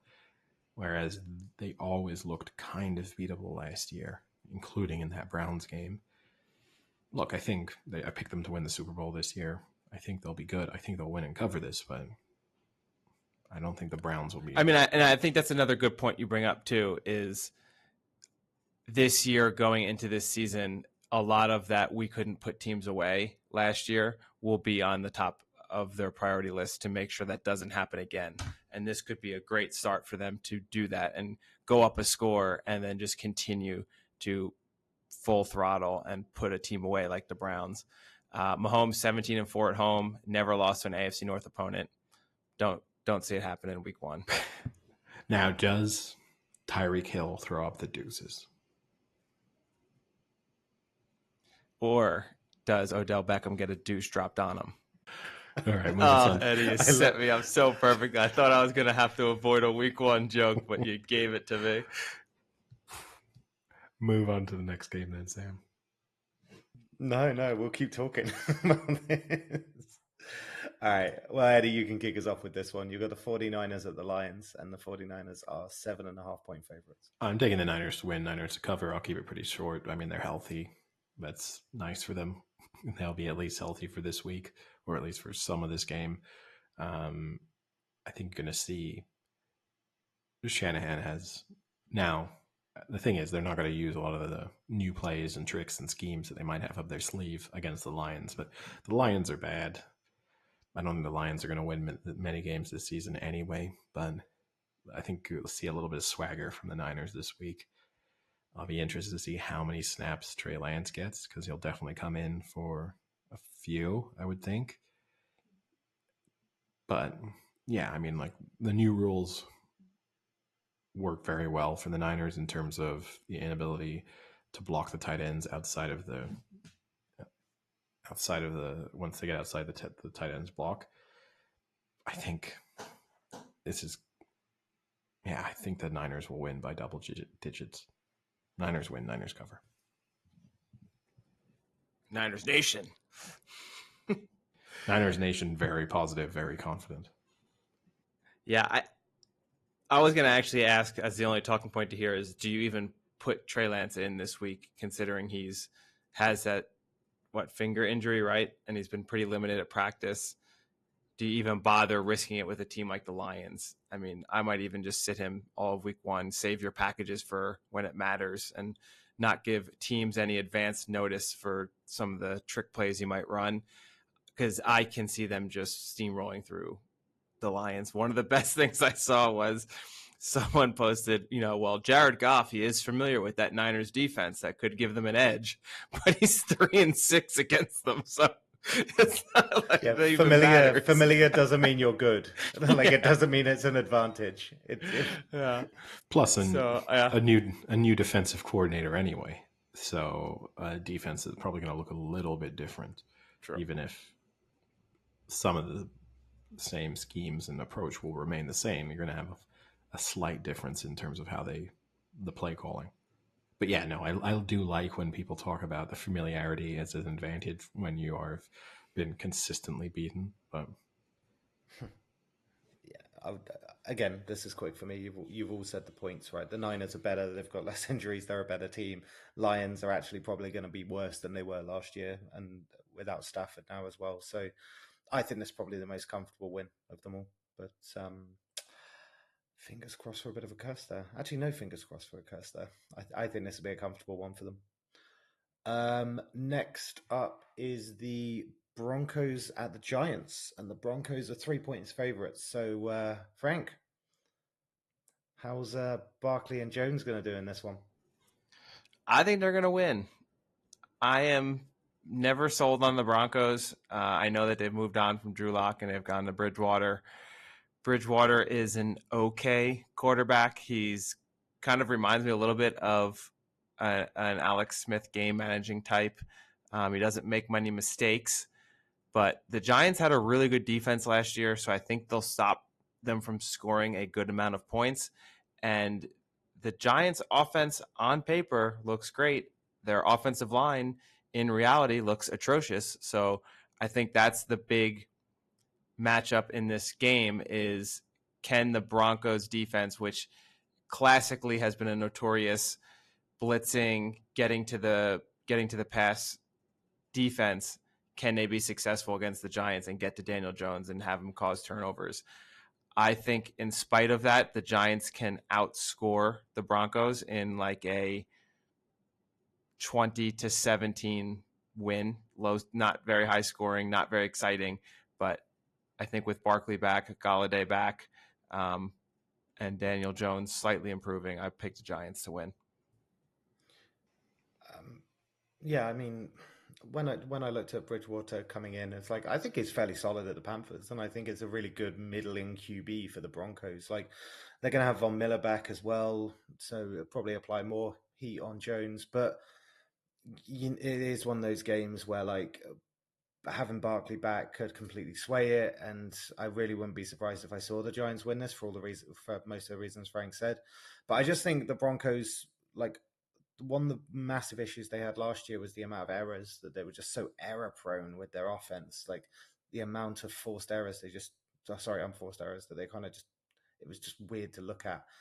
So I think they'll offensively be better. I think they'll eliminate some of the errors. I think defensively they'll look a bit better. Offensively they'll be more secure. So I've got the Broncos winning this one and covering. I don't have a really strong opinion on this game, and for that reason, I'm going to take the Giants and the points. Just because I think if it's a toss-up, I'd rather have the points than not have them, even if it's not exactly a lot of points that you're getting. But yeah, I mean, I kind of want to see a few games of both these teams. They both have good defenses on their day.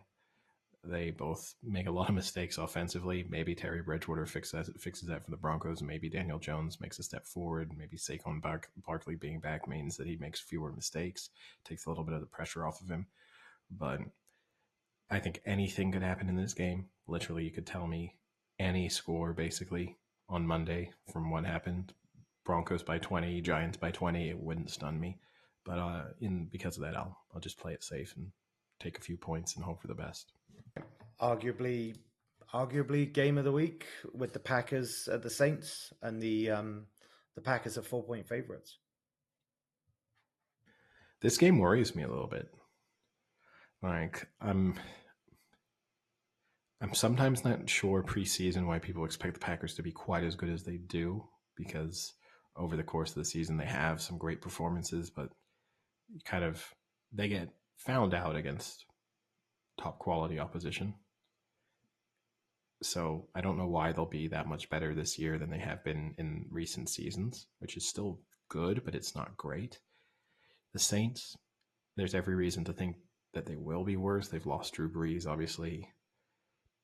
You've got Thomas still out. But then Drew Brees could barely throw the ball 10 yards last year. So is Winston an automatic upgrade on Drew Brees? In some respects, yes, even if he doesn't have the same sort of skills in terms of his sort of intelligence on the field and maybe how much trust and faith his teammates have in him. So I'm a little bit worried about this. I'm going to pick the Packers just because, again, I'd like to see the Saints before I pick them. So Saints, I'll take the Packers to win and to cover, but I don't love it. I hate consistently saying that coming into week one, but the Saints are a team that I want to see before I have any confidence in picking for them or against them, because they could end up being pretty. This could be Sean Payton gets really creative now that he doesn't have Drew Brees' terrible arm to work with, and their offense is suddenly back to being this explosive machine. But I'd like to see it first. So they're not at the Superdome, right? So do you think that affects it for the Saints? It's not a positive, but I don't think it. I guess a better way of putting it is like, do you think the line is in any way affected by that? Because obviously the Saints are one of those teams where that matters, like the home for sure aspect. No, for sure that you're probably 2 or 3 points more because of where they're playing. Yeah, I've got it in my notes that it'll matter for the Saints, but the thing with this Saints team that was so characteristic of them last season was their defense, right? And that hasn't really changed. So they can rely on that again, and they know they can get those, put in a lot of stops and really kind of ground teams down. I think it's a tough opener for Winston, but you made the point, like, what was Breeze doing in that final year that was actually helping the Saints? Not much. He was actually just hindering it. It was keeping it like in a different format. Yeah, the Packers. I've got the Packers to win, but the 4. Look, this is starting to get to that thread needle, but I just think this will be close, really, really close, and I think the Packers will edge it. But I'm actually going to take the Saints to cover the 4. Wow, threading the needle. I agree a lot with what Eddie said, and I said that all of last year as well with him, that I think the Packers are an slightly overrated team, and then when they play good competition, they are found pretty well. The issue here is the Saints. They have this added issue with the hurricane coming through and messing up a lot of their practices. It's now no longer a home game, it's a neutral field game. I think that's going to cause some distractions. While I don't think the Packers are that, I don't think they're the top 2-3 teams in the league. I think they will win this game in week 1. I wouldn't be surprised again if they see at the end of the year with Winston a whole season under his belt with this team that the Saints aren't then the better team. But week 1 here, I'll take the Packers. You're right, Sam. I think 4 is that kind of split line, but I'll stick with the Packers to cover the 4. But the from 3 to 4 always is a big jump, even though it's really not, but it feels like it is. Yeah, I look forward to that game though. It'll just be interesting to see that post Breeze era of what the Saints look like, and also what the Packers are going to come out like with Rodgers, right after all the turmoil that he basically caused. It'll be interesting to see like kind of where that head is as well. So I look forward to that game. Actually, it's definitely one I want to watch. Speaking of QBs, got Patriots and the Dolphins up next, and the Patriots are 3-point favorites. So, what do we all think of Mac Jones and Tua in this one? Yeah. I always think Bill Belichick with a lot of time to prepare for a team, even if they haven't done that well against the Dolphins in recent seasons. Miller's a little bit of a bogey team for them, but I still think coming into week 1, they'll be as well prepared as they're ever going to be. Bill Belichick, coming off Tom Brady having won the Super Bowl, will be extra motivated to try and prove. No, but like a lot of people have now already decided because Tom Brady won one Super Bowl without Bill Belichick that it's over. It was Brady and not Belichick. I'm assuming he obviously likes Mac Jones.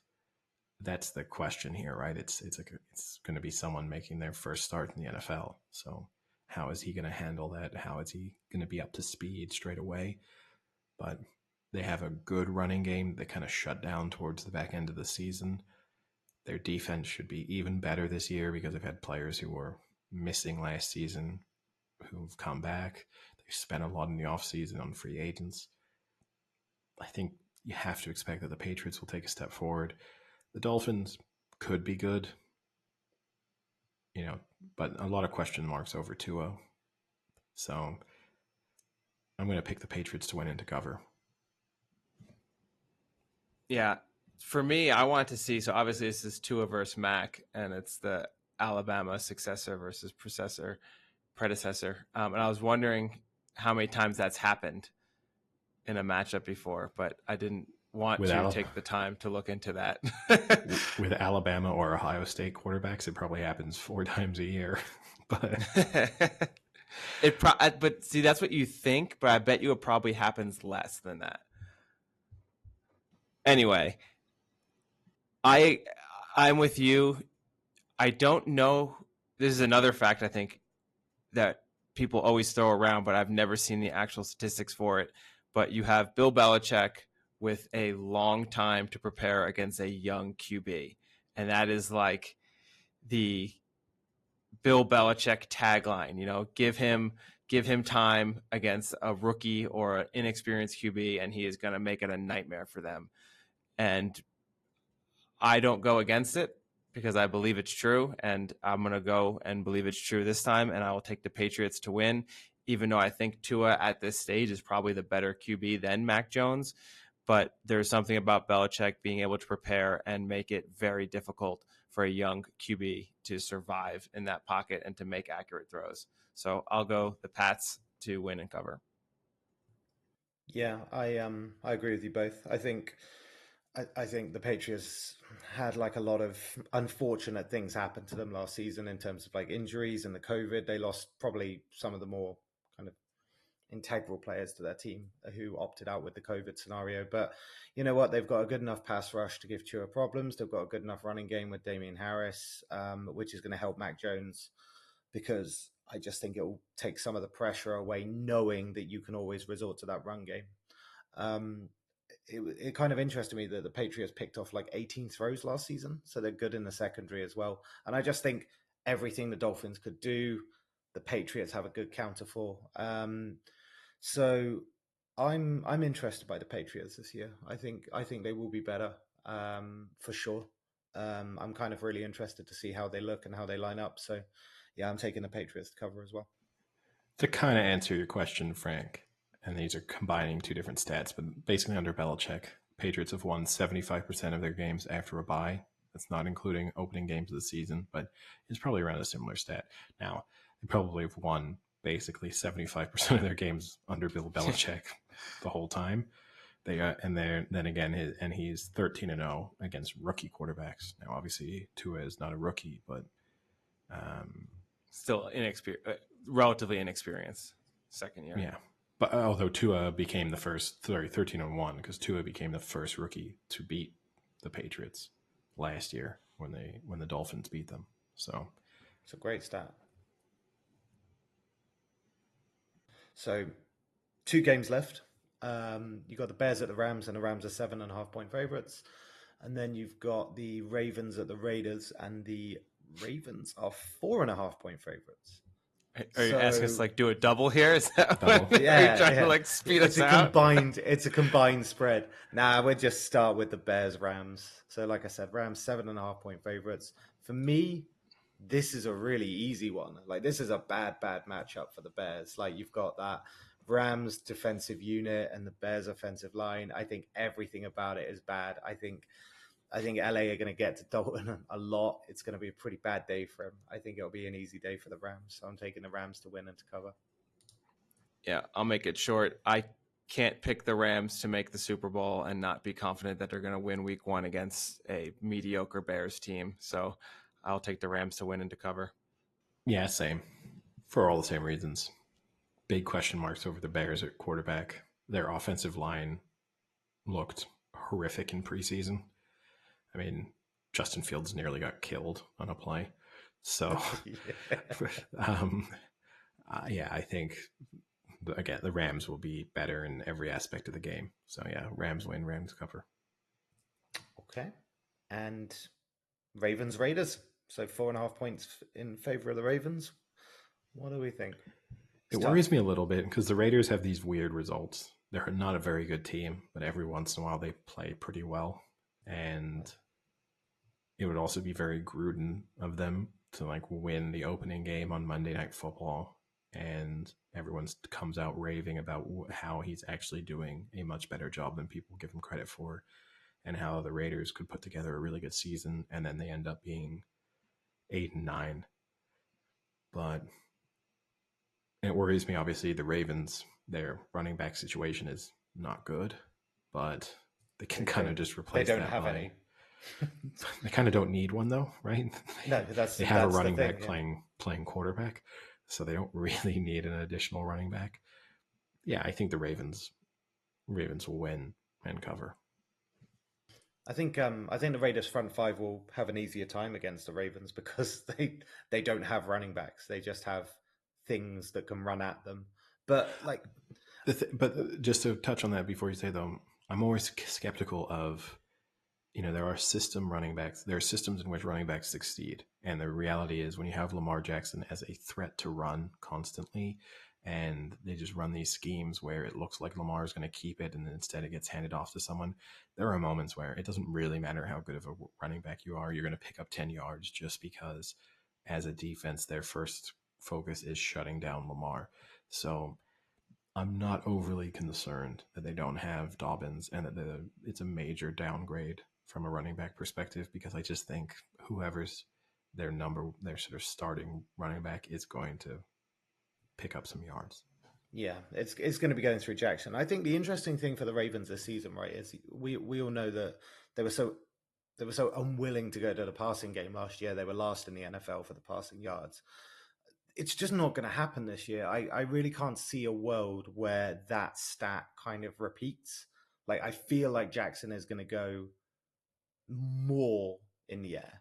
Like, it's not just going to be sole ground game as much as it was last year. So I think that kind of opens it up more interestingly for the Ravens, and it'll be good to see like how they convert slightly, because I just can't see it happening. You know, for the aspirations of where they want to be, you can't be having that where you're just last in passing yards. But I'm still taking the Ravens to win and cover. That they're a better outfit, they're a better team, and I think they've got enough there to kind of post over 4.5 for the spread. I'm with both of you on the Ravens. It will be interesting. Vegas at home last year was 2-6. It'll be interesting to see if in that pretty awesome stadium with fans, it will now make a difference. But this was one of the worst, if not the worst, ranking defense in the league.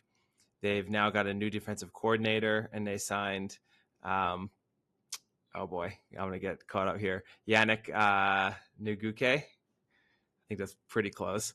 So they have tried to improve their defense, but the Ravens are a solid offense. And every year you have Lamar Jackson in that offense, it's going to evolve and get better and better than probably what it was the year before as they become more familiar with the schemes.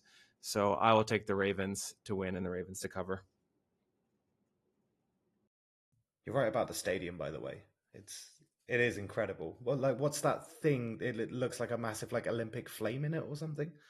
It's The thing I do worry about, though, if you're the Raiders, the stadium's awesome. I'd want to go there, but I also kind of don't, because I think just the type of people who might be in there might make it awful. But I do worry that you lose a little bit like when you go to a game, one of the games in London, you just lose the home field advantage because there's too many people there who are there for the experience. So there's times when there'll be a crucial third down and maybe there won't be the level of noise that there would be elsewhere, because there's so many people who are just, I went to Vegas and I wanted to go to that stadium and I wanted to go and see a Raiders game. And then I was there and I'm a neutral and I didn't really care that much. And by the fourth quarter, I'd had a few beers and I was kind of checked out. And there were other things distracting me in the stadium. And that's how you feel at Wembley or at Twickenham or the Spurs Stadium. I worry that it will be a little bit like that for the Raiders all the time. the prawn sandwich brigade. A little bit. Yeah. A little bit, but different. But yeah, the same idea. All right, there we go. Bets of the week. Are we doing fake money again? Are we doing 100K? Oh, I didn't know we were doing bets of the week. Is this you guys trying to catch me off guard now? Well, Texans we'll and Lions are your kind of locks for 18 weeks. Yeah, we'll do bets of the week. All right, so we're all starting off with 100K, yeah? Yeah. Or should we make it more because I ran out quickly last time? You want to start with $1 million? Yeah, probably need it. You'll still place the same proportion of the bet. Still do a 500K bet. Yeah, it doesn't really matter. But yeah. Okay, my bet of the week. Going to start, as I mean to go on, with a little bit of an accumulator. And my bet of the week is going to be the Niners, the Panthers, the Chiefs,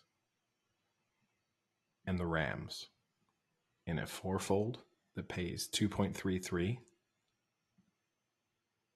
We're doing 100,000 or are we doing $1 million? 100,000. 100K. I'll place 10,000 on my opening week fourfold. Dangerous. So 10,000 to return 33,000. So really not far off you, actually. So what I've done is I've got the Bucks tonight. I've got the Panthers. I've got the Patriots, and I've got the Rams. So it's a little bit more risky, but I do like the Patriots. Wait, what did you say yours? What is yours? So it's the Buccaneers, the Panthers. Are we allowing week 1 you throw in a game no one can follow you on? I don't mind. Just saying. I tell you what. Okay, that's kind of fair. The team that I kind of thought about makes it way more risky now would be the Seahawks. So these are all money line as well. So I guess if I put the Seahawks in, it's the Panthers, the Seahawks, the Patriots, and the Rams, and it pays 3.92. And I want to put 10 on. Wow, that's bold. Hey, congratulations, the NFL season is underway, and the first possession was a punt. So, thrilling start. All right, since I'm getting thrown into this without prior warning of our bets of the week. I mean, the previous 20 odd weeks of the NFL season last year were warning enough. We did it. And also, even with advanced warning, you didn't do all that well. So I don't know if lack of prior warning is going to hurt you or help you. Okay, I'm going to go threefold, all against the spread. Rams, Chiefs, and Bills. All against the spread. Comes out to about 6 to 1. Are we just saying sixes then, or have you got a decimal? I'll give you the exact. Rams, Chiefs, Bills, 5.95. Oh, sorry, stickler here. What are the spreads though you're giving me? I'm giving you the Bet365 spreads, the official bookmaker of the Big Show podcast. The Rams minus 7.5, Chiefs minus 5.5, and Bills minus 6.5. And we have, how much are we starting with now? 100,000? 100,000. And both Sam and I have placed 10,000 in the opening week. Okay. I will go 5,000. I don't know why that just feels like a really weak stake. Like, I was going to go 5,000, but in my head I was like, nah, let's go. I mean, you have to calculate, right? Assuming you never have a winner. It's week 11, I'll be asking through the year. It's 22 weeks. So, based on that, you know what your average stake should be. But you'd hope, even if you're terrible, you're going to have 1 or 2 winners. But that's what you want. It's like same as going to the horse racing. If you've got a 7 or 8 card, you need to win that first race, and then you're just playing with winnings. Makes it easier. You're not chasing. Well, Frank could be in the lead either way, I think, because either he'll have lost the least amount, but he also stands to win the most, I think. So, interesting position for him to be in. For a guy that's not prepared, he's thought really tactically. Yep. All right. Well, I think we should jump off so we can watch this first game of the NFL season. Let's do it. I've already heard how exciting the punt was. So. Well, Cowboys marching down the field right now. So, yeah. See ya. Dak with a nice pass. Yeah. All right. I'll talk to you boys later. See ya.